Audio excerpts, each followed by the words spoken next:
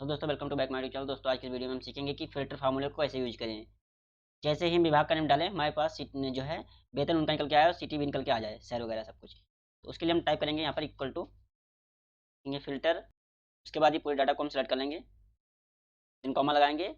अब उसके बाद हमें किस बेस पे निकालना है, तो हम जैसे विभाग का नाम डालेंगे तो हमारे पास डाटा निकल के आ जाएगी। तो इसलिए हमने यहाँ पर ले लिया है विभाग को, इक्वल टू लगाएंगे और यहाँ पर लिखेंगे जहाँ पर हमें ये लिखेंगे तो निकल के आएगा डाटा। ठीक है ना। उसके बाद कॉमा लगा दिए, इन्वर्टर कॉमा लिख देते हैं नॉट फाउंड। अगर हमारे पास इनमें जो डाटा डाटा लिखा हुआ है जैसे सेल्स एचआर, ठीक है ना, मार्केटिंग लिखा हुआ है, इनमें से अगर वो डाटा मैं फीड करूँ जो इनमें नहीं लिखा हुआ है तो क्या लिख के आए, तो मैं लिख देता हूँ नॉट फाउंड।